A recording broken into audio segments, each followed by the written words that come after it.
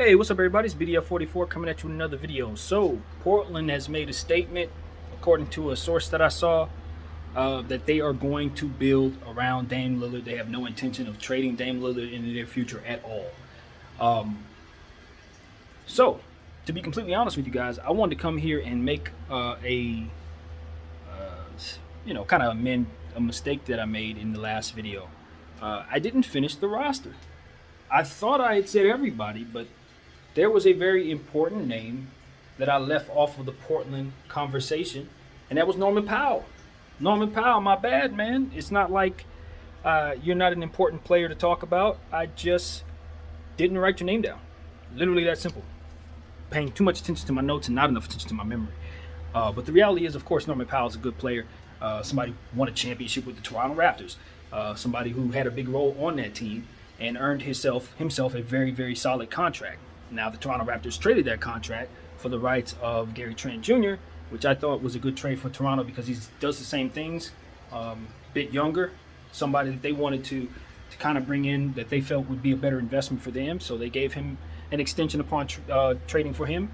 And as well, the Portland Trailblazers were very happy with Norman Powell, so they extended him as well. So everybody's happy in this trade.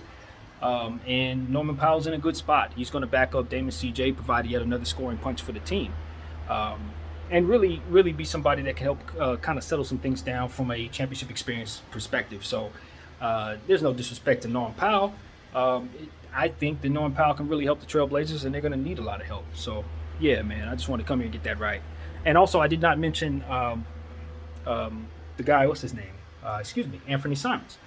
Anthony Simons is a young player who's gotten better, gradually better, every year. And I always pay attention to stuff like that. I reference a guy like DeMar DeRozan, who's kind of had the same type of trajectory as a guy like Anthony Simons. And mind you, that means gradual increasing in numbers and production per opportunity given. And of course, the difference between Anthony Simons and DeMar DeRozan, in a sense, besides their game, is that the situation hasn't allowed for Anthony Simons to kind of have his opportunity to spread his wings.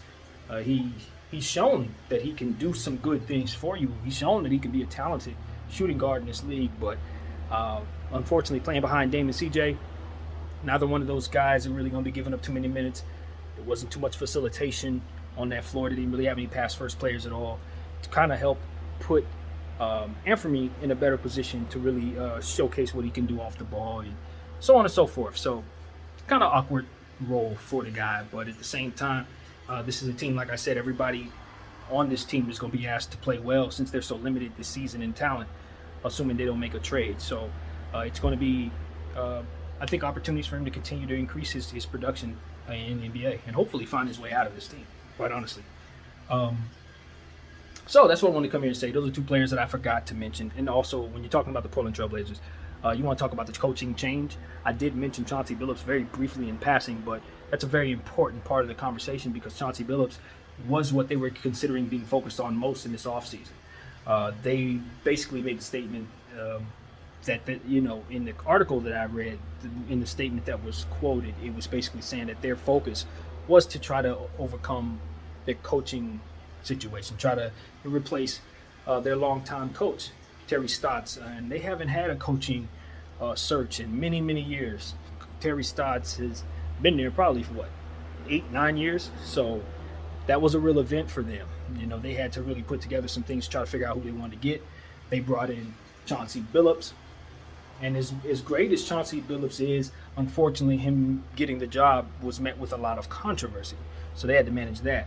So it was, it's one of those situations where, with everything that we've talked about in the previous video, with their books being as log jammed, their salary cap situation being as tough as it is, it's kind of hard for them to get better.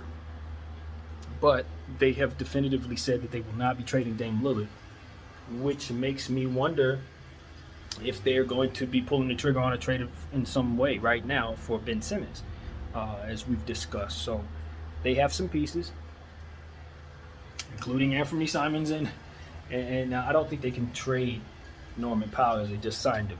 But, there will be some guys, Nurkic probably will be involved in whatever trade they decide to make. And I will be looking for them to bring back some draft picks and some equity of some sort to kind of be on top of whatever physical players they bring back. They need assets, big time, and I expect them to be trying to find a way to clear up that really messed up logjam situation on their books. That's the most important thing for Portland. It's not what's going on the court.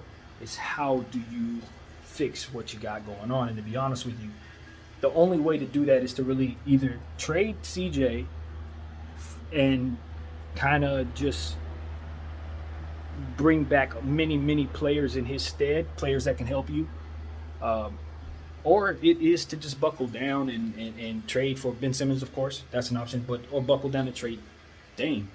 Or trade them both. Look, honestly, what Portland really needs to do, and we know it, we all know it. The answer for them could be Ben Simmons as far as making Dame happy for the duration of his time there and giving them some insurance, but he's another bad contract for them. Let's just be real. That's a bad contract on top of a bad situation financially. What they need to do is trade both Dame and CJ. That's what they need to do. They need to clear their books entirely. That's the only way they're going to get under that luxury tax. It's the only way they're going to be able to really build something sustainable. After reading what I read, it's no way out of this. There's no way out of this. It's either that or you guys continue to lose and lose bad. Either you lose on purpose to get better and build organically through the draft like everybody else, or you're going to find yourselves being a team that's never going to be good enough for Dame's standards. He's never, ever going to be happy about being there. And the problem is he's not 21, 22 years old. This is a man in his 30s. So we don't have a lot of time left. So he's going down with the ship. Apparently, they've agreed that that's the move for both parties. So we'll see what happens next. You know, what can you do, man? Sometimes, at the end of the day, teams are just not going to align with the timeline of the players that they have, man. Portland's trajectory is somewhere in the back of the 2020s, y'all. That's how bad their situation is. They will not be champions before that time. Unless something really good happens, they're nowhere near in a position to get better to the degree that they need to be contenders, unless they buckle down and pay some ridiculous amounts of interest. That's just what it is, man. He ain't winning there, cut and dry. So, yeah, I've talked about this team long enough today. I just wanted to come back and get that right, and of course, let you guys know they're building around Dame. That's their declaration. So. Maybe Ben gets traded in the next couple hours. It might be a Portland Trailblazer if they can pull it off. But we'll see. My name is BDO44. Thank y'all for watching. I'm out.